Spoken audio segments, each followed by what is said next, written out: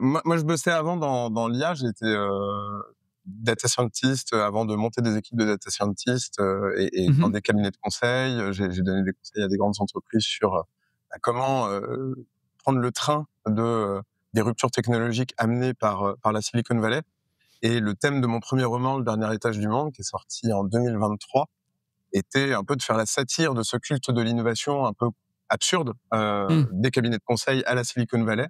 J'en prédisais d'ailleurs quelques-unes des dérives qu'on constate actuellement. C'était tout simplement beaucoup plus confortable pour moi d'écrire ça sous pseudonyme, pas avoir Oui, de parce qu'à ce moment-là, tu problématiques. étais encore dans ces cabinets de conseil Ah oui. et voilà. Et Exactement. qu'est-ce qui t'a amené à complètement changer de trajectoire, du coup?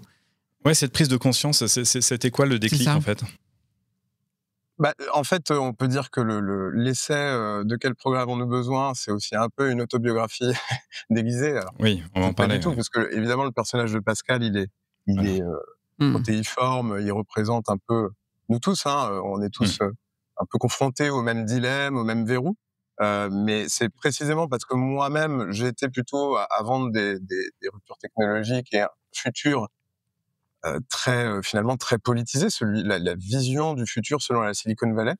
Et Mmh. qu'à un moment, j'ai eu cette prise de recul juste parce que je lisais des livres et que je Mmh. lisais les rapports du GIEC, que je comprenais bien qu'il y avait un énorme hiatus entre ce Oui. que je vendais aux décideurs et voilà. Et Ouais. c'est comme ça que j'en suis venu à me dire, OK, qu'est-ce qui fait qu'il y a ces deux récits du futur qui sont capables de coexister, et qu'est-ce qui fait que même des personnes intelligentes, rationnelles, qui sont conscientes que la catastrophe écologique existe, que la trajectoire du progrès technique est, sous certains aspects, quand même très inquiétante, et Mmh. l'emballement actuel le montre. Mmh. Comment se fait-il que ces personnes continuent d'appuyer sur l'accélérateur? Et j'en Et faisais quelle partie. réponse Donc, t'as trouvé à cette question? Parce qu'effectivement, on a beaucoup de ceux qui nous écoutent et moi-même, j'en fais partie, je dois vous le confesser. Donc, alors quelle est la réponse à cette question? un élément de réponse, c'est les verrous systémiques dont je parle dans le livre. On pourra peut-être y revenir.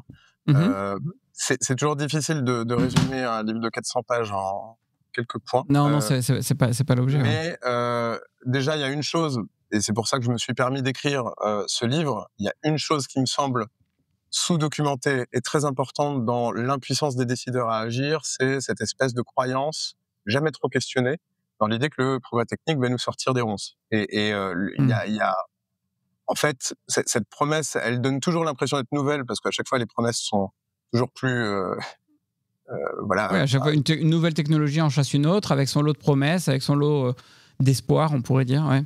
Oui, mais on pourrait dire que les promesses sont de plus en plus décorrélées de la réalité, quoi. Là, avec l'IA, Mmh. enfin, faut lire les prophéties de Andreessen, de Sam Altman, etc.